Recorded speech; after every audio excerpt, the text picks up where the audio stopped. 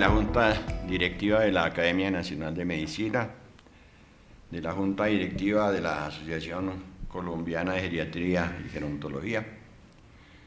Muchas gracias por haberme invitado a este importante foro. Para mí es muy honroso estar frente a ustedes en esta mañana. A todos les presento un cordial saludo. Espero que en el corto tiempo que me asignaron pueda decir lo que ustedes esperan oír de mí. No se me molesta esto, si lo quitamos, ¿tienen que grabar? Entonces, apártame de mí este cáliz. Como corolario de todo lo tratado en el curso de la mañana, me corresponde ahora reflexionar ante ustedes acerca del final de la persona anciana, es decir, de su muerte, y para mayor responsabilidad, de su muerte digna. El tema de la senectud no ha sido ajeno a mis inquietudes intelectuales, particularmente desde cuando ingresé a la cofradía de los viejos. De eso hace ya 2 décadas largas. Por eso hablaré basado en mis propias vivencias y en mi condición de médico amante de la ética, lo cual creo me da licencia para hablar con autoridad sobre el tema que me fue asignado. Advierto que pretender abordarlo en un espacio de tiempo tan reducido como el que me fue señalado para hacerlo no es tarea fácil, menos aún teniendo como compromiso ocuparme también de aspectos éticos y legales inherentes a la muerte digna. Me esforzaré por cumplir el encargo sin defraudarlos a ustedes ni a los organizadores del foro. No puedo evitar, a sabiendas de que le robo tiempo al tema de fondo, hablar un par de minutos sobre algo que me ha suscitado mayor preocupación que el mismo asunto de la muerte digna y que tiene mayores connotaciones éticas y legales que esta. Me refiero al vivir digno de los ancianos. Morir es un instante frente a los impredecibles años de existencia senil. El grave problema que tiene llegar a viejo es padecer las repercusiones del desgaste orgánico que ocurre con el transcurso del tiempo y que un ingeniero llamaría fatiga de material y Gabriel García Márquez, óxido final. Sus efectos causan impacto emocional entre quienes los padecen y también entre quienes responden por estos. Ese impacto se ve acrecentado por las condiciones sociales que suelen rodear el vivir de los ancianos y que obligan a reflexionar seriamente con criterio moral. La falta de seguridad social, la miseria, el abandono familiar, la incomprensión, suelen ser los acompañantes habituales de los viejos y viejas en casi todos los países del mundo. Aún más, el personal sanitario, que es en últimas el que tiene que cuidarlos, no siempre está preparado para cumplir inteligentemente su labor. Quiero decir que no todas las escuelas o facultades de salud, como lo dijo el doctor Chavarro, educan de manera adecuada a sus alumnos para que aprendan a darles un trato digno, humanitario. Sin duda, la cátedra de geriatría debe existir con carácter obligatorio. Bien dice el dicho popular que no es suficiente dar años a la vida. Lo importante es dar más vida a los años. Sí, lo razonable, lo ético, no es prolongar la existencia, sino humanizarla, dignificarla. En este propósito, varios son los protagonistas comprometidos: el Estado, la sociedad, la familia, la medicina y, por supuesto, el anciano mismo. Se debe tener presente que este es un ser humano y que, por lo tanto, debe ser tratado con solícita atención y con la dignidad de vida. No por el hecho de ser viejo y por falta de paciencia de quienes lo rodean, debe ser segregado de su entorno familiar para confinarlo en el cuarto de San Alejo, como se hace con las cosas inservibles e insensibles, para que se las coman el tiempo y la polilla.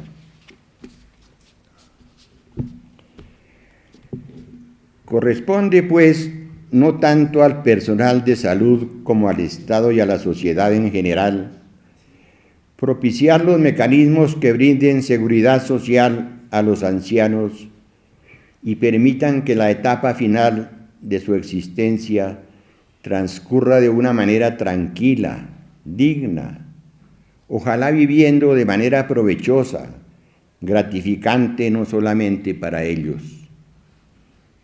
Si la persona vieja es útil a los demás, que viva 100 años y más, decía el escritor ecuatoriano Juan Montalvo.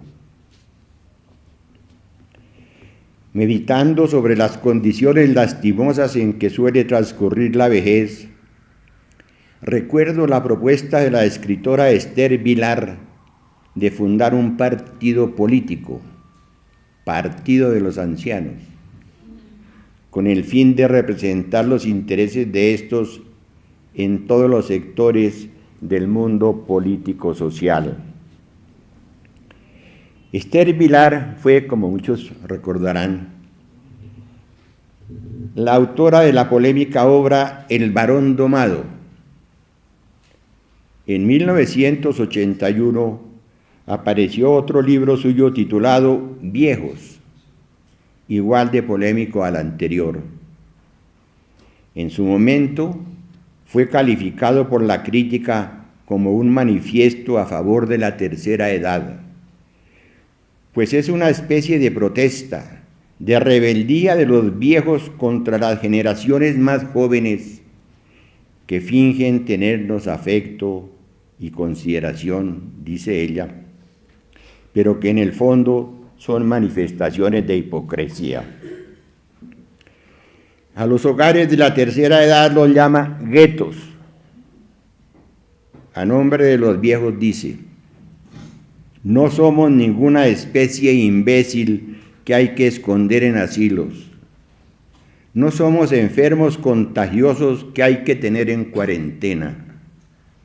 Queremos vivir integrados. En pocas palabras, lo que Esther Vilar reclama es que a los ancianos se nos deje vivir dignamente. Ahora sí paso a ocuparme del tema de fondo, morir con dignidad. Para empezar, voy a servirme de una anécdota pesarosa relacionada con quien fuera uno de los más grandes poetas colombianos, Miguel Ángel Osorio, mejor conocido como Porfirio Barba Jacob. Cuentan que en uno de sus últimos días, estando postrado en un hospital de caridad a causa de los estragos ocasionados por el alcohol, la sífilis y la marihuana, exclamó ante quienes fueron a visitarlo: presento disculpas por esta agonía tan poco digna, tan poco gallarda. Es decir, La miseria y el dolor físico y moral que lo acompañaban en la antesala de la muerte lo hacían digno de lástima frente a los demás, perdiendo su propia estima, su dignidad. No es fácil definir lo que es dignidad. El diccionario de la lengua española la define como un comportamiento con gravedad y decoro, como una cualidad que enriquece o mantiene la propia estima y las de los demás. Si en verdad nos estimamos a sí mismos, no iremos a aspirar jamás a que se nos compadezca por el estado de miseria y de dolor durante el momento final de nuestra vida. Hay que asumir que si los ancianos tenemos el derecho de vivir con dignidad, también tenemos el derecho de morir con dignidad.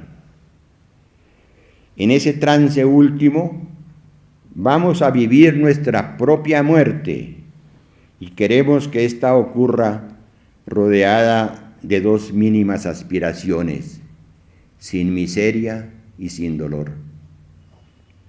Entendiendo miseria como desgracia o infortunio.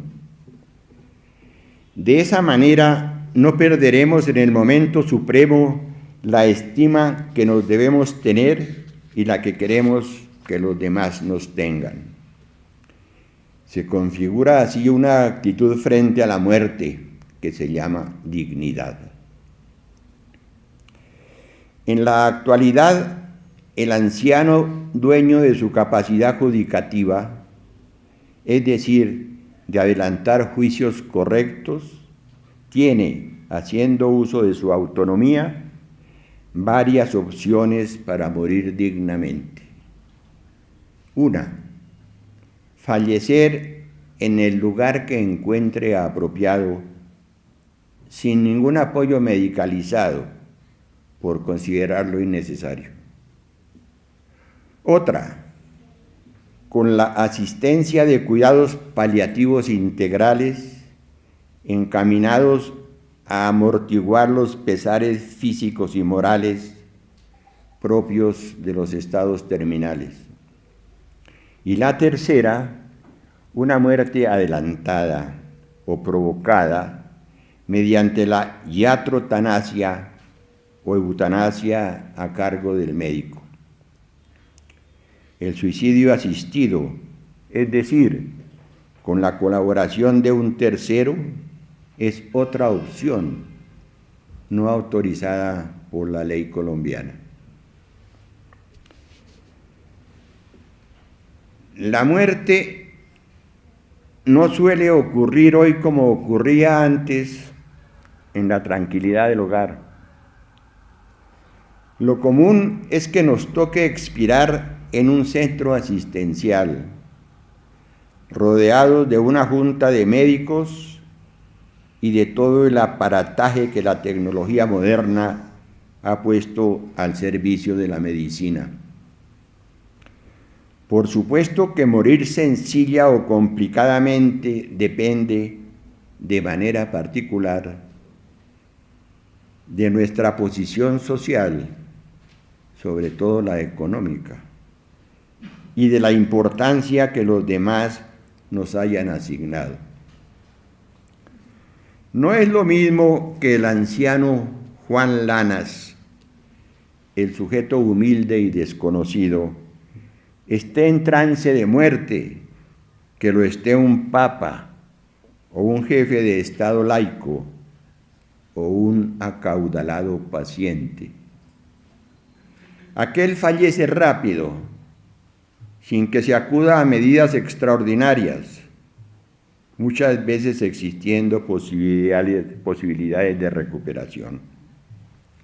Los otros, por su condición de personajes, no obstante su senectud y su precaria salud, vienen a ser objeto de un encarnizamiento terapéutico, sinónimo de distanasia o muerte entorpecida, indigna, producto de la soberbia médica puesta al servicio de una causa perdida, a veces aupada por el afán de lucro. Hoy, debo decirlo, suele emplearse también la distanasia por imposición de los familiares, invocándose el derecho fundamental a la vida contemplado en los principios del sistema de salud. Igualmente, no es excepcional que se prolongue la vida de los enfermos terminales para hacer más rentables los equipos de las instituciones prestadoras de servicios. Como mencioné atrás, antes la gente moría en su propia cama, pues esa era su voluntad, sin muchos padecimientos, con la reconfortable presencia de los allegados íntimos y con el médico de la familia, el de cabecera, siempre listo a aliviar la agonía, consciente de que su papel, vencido ya el organismo, no era otro que el de obrar con verdadero sentido humanitario. Sobra decir que dejar morir en paz, apaciblemente, es un deber elemental, una obligación ética del médico. Una consecuencia inevitable del envejecimiento es la frecuente aparición de enfermedades catastróficas, terminales, acompañadas de intensos dolores físicos y morales que colocan a quienes las padecen en condiciones de indignidad.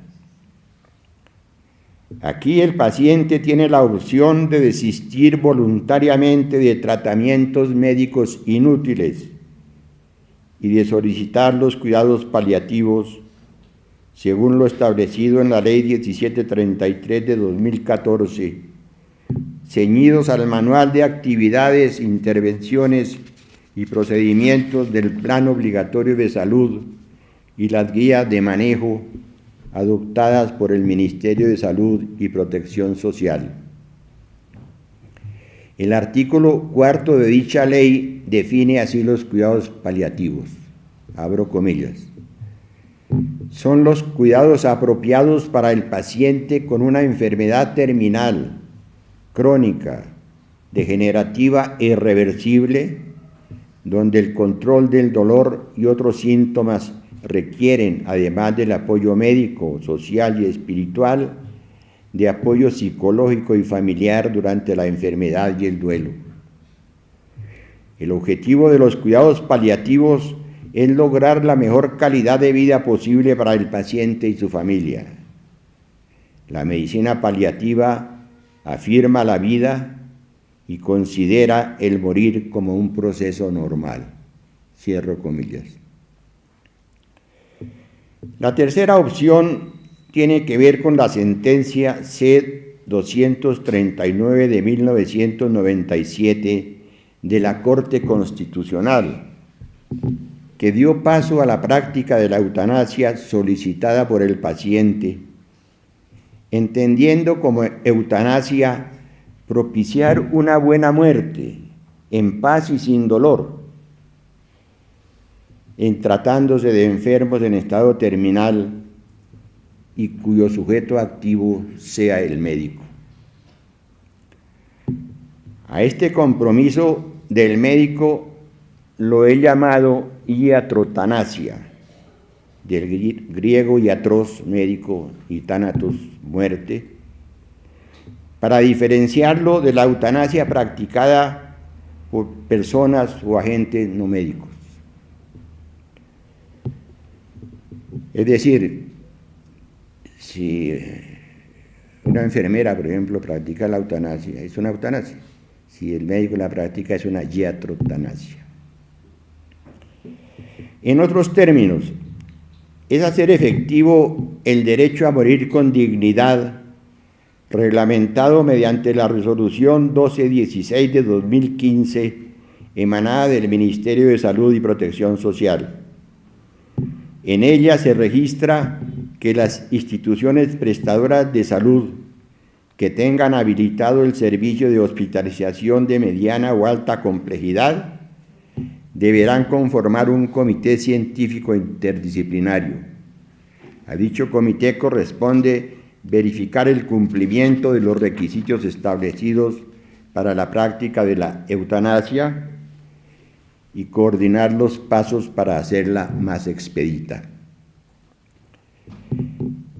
Es bueno advertir que frente a la norma que legaliza la práctica de la iatrotanasia en los casos de enfermedad terminal, el paciente tiene el derecho de solicitarla también de manera anticipada, a través de un documento registrado en notaría.